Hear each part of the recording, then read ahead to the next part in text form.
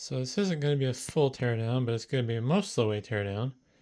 And this is a Promise VTrak J610s disk shelf. Basically, it's an expansion shelf for the E610F. But yeah, I'm parting it out. I'm going to be selling the power supplies and caddies and stuff, but the rest of it's going to get junked and recycled, but I thought I'd at least show what's inside. Alright, so in the front, this has 16 3.5 inch bays. And, oops, I guess you can't open the latches on these all at the same time. But the caddy itself, I don't think it's cast aluminum. I think it's like zinc die cast or something because it's really light. It's non-magnetic, but yeah, it's just really light. And they have SAS interposers on them. Forget what the reasoning is. I think it's because there's signaling that SATA drives can't do. So these make up for that missing functionality. But you see that on a lot of these higher end storage enclosures that can do either SATA or SAS.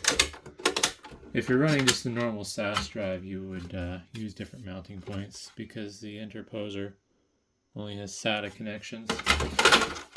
But I'm going to work on piling these off the side here.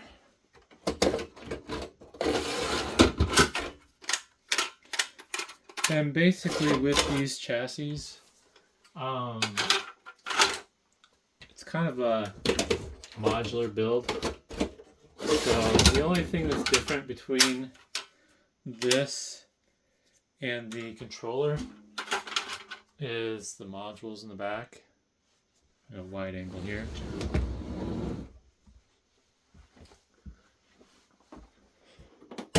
Although these modules do have serial ports.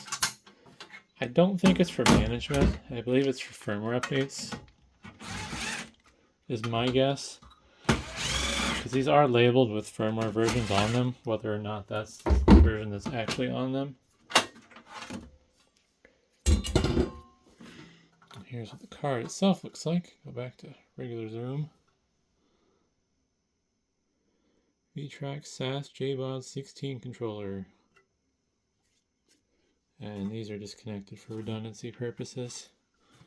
Also, you can see there's some Spansion branded flash storage there. If the darn camera will focus. Not sure what that other chip is. Could be memory. Oh, it's upside down. Try to get it right side up for people who want to read part numbers. There we go.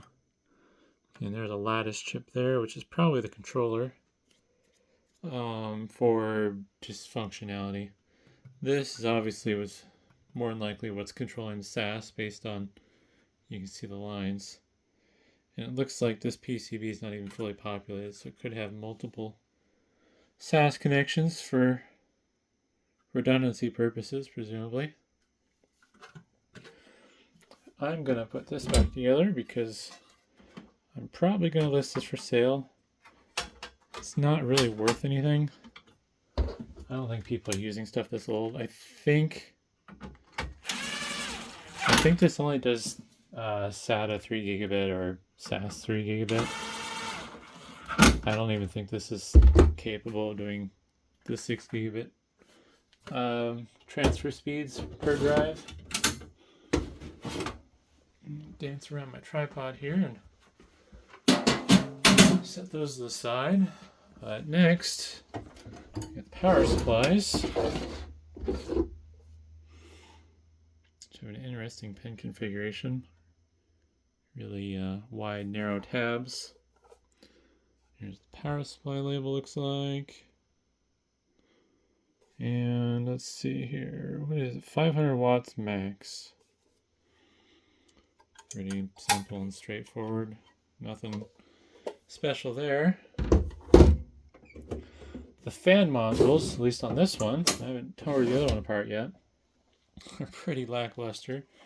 Not much to see. This does have a battery light on it, so I'm guessing the controller version must be where they store the backup battery for the write cache.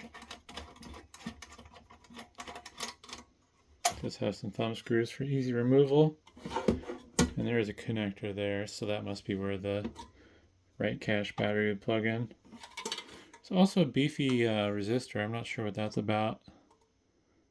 I don't know what it's doing. It might be for the LEDs, maybe, but I don't know why they'd use such a high power resistor. It looks like it says 10 watts on it. I'm not going to remove the fan though to see what it's rated for, because I am going to try selling these fan cages, even though they're probably never going to sell. I think even the caddies for these are worthless. There we go. So I'm going to remove those real quick.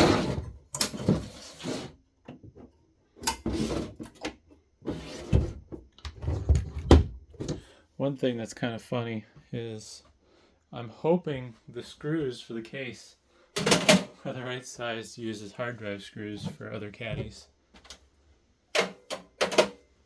because it's hard to come by the screws for caddies, because everyone always throws them away and I don't want to pay for them. Yeah, those will actually probably be the right thread for a 2.5 inch drive, not for a 3.5 inch bummer, but yeah. It's not like they're expensive to buy, but I just always feel bad about having to buy hard drive screws. I don't know why. So, you can definitely tell this thing's old based on the fact that it uses so many screws to hold it together. Some newer items will use a lot of screws, but when you tear stuff down, you'll kind of notice that unless it's like something super industrial and mission critical, they try to minimize the number of screws they use. Like, this whole top could have been 2 panels that were held in with 4 screws, and instead we got like 20. Although I just realized that these top screws are holding in the guides for the drive caddies.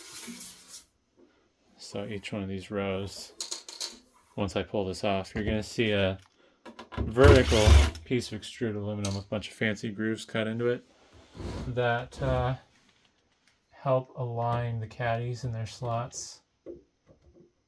It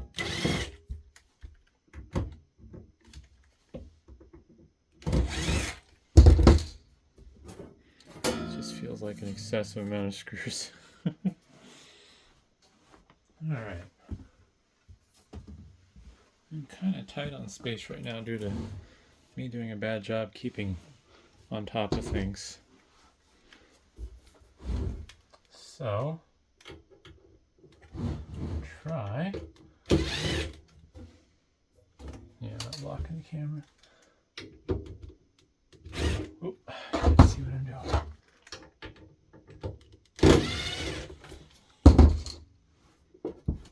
Nope. I need more screws to come out. Oh, I see. One of these days, I need to figure out a better way to record these.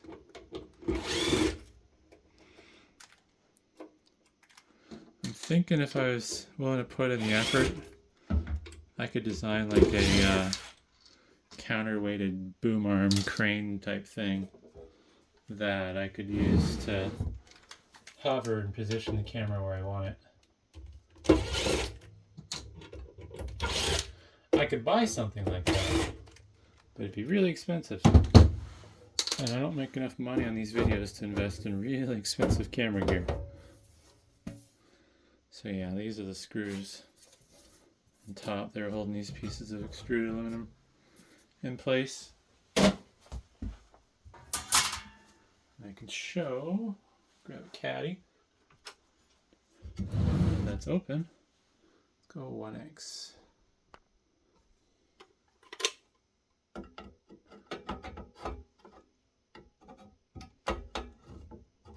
There we go.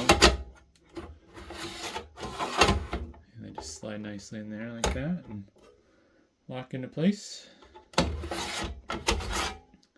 Definitely a robust design. Very beefy and strong.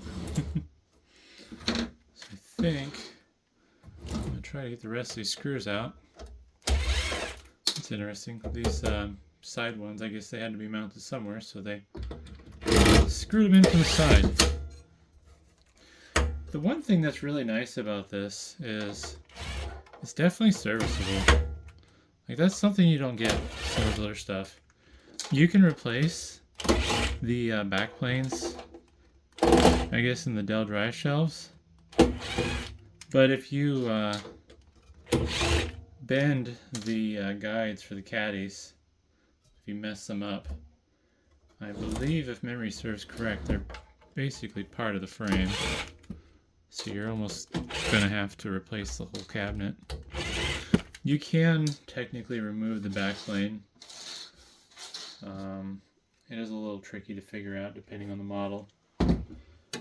But I have done it before, just for recycling reasons. It has plastic cover on the bottom, so I think I'm going to do this other side first. Even with everything out of it, this is still pretty heavy. Especially if you're trying to flip it around with your arms extended.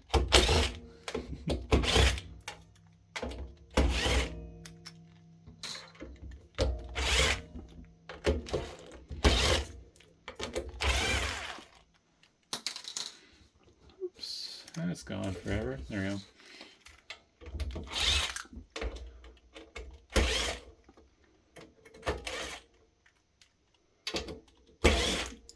So, oh, that's why I just screw it missed.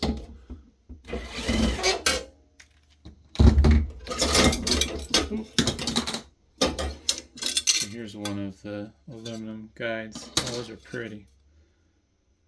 So it's a piece of extruded aluminum that's been machined. You can see the extrusion lines, probably. Yeah.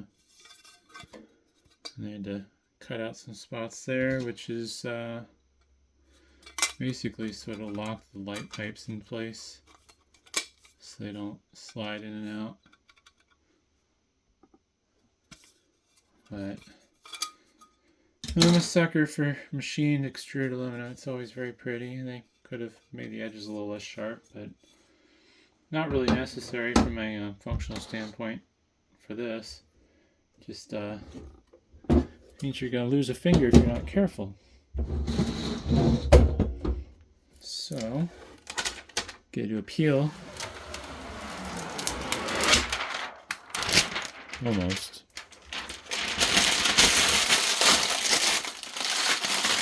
Just realized that probably came across really loud on camera. Sorry about that. Alright. Whole bunch of screws on the bottom here.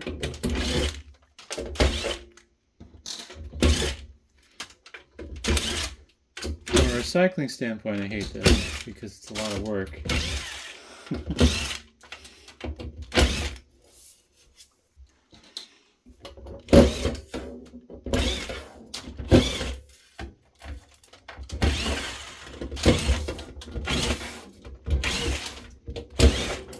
That plastic is unfurling itself. Oh man. Crinkle, crinkle. Oh.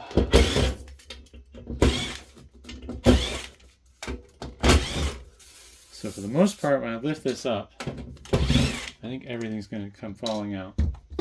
Might be loud.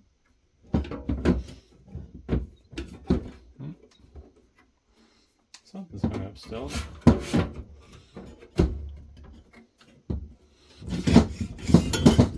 Well, I was halfway right. Shift that to the side. Just try not to let this go crashing and banging everywhere. Alright. So here's what's left of the drive cages.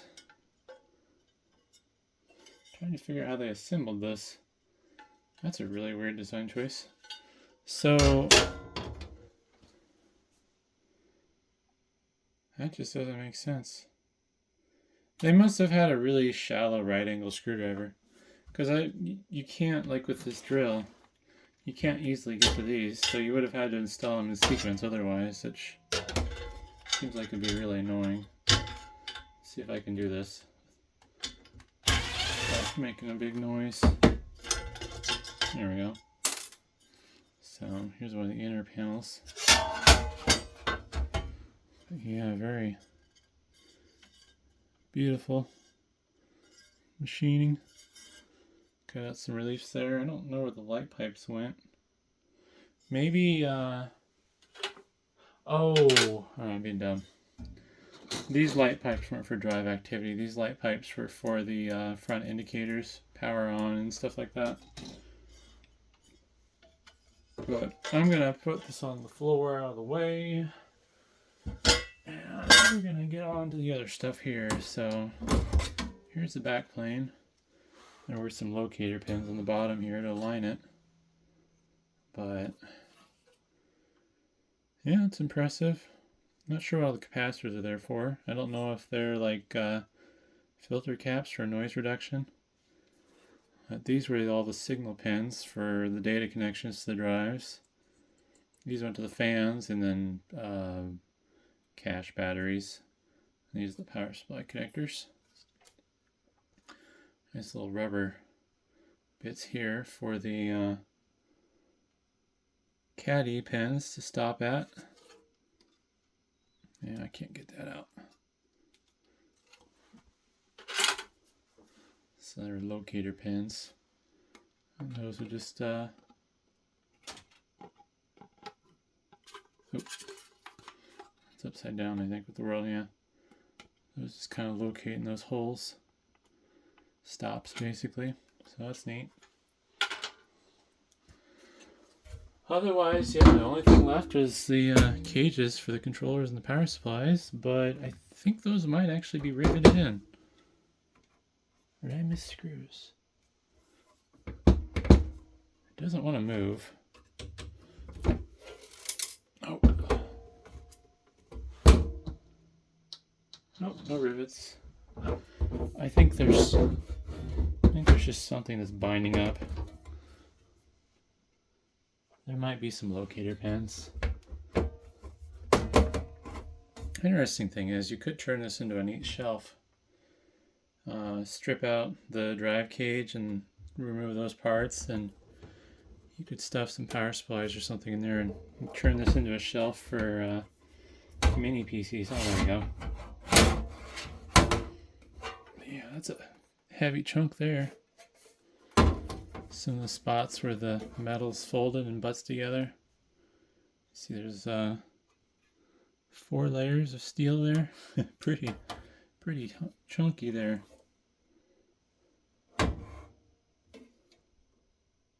Yeah, there's some rivets holding these sections together.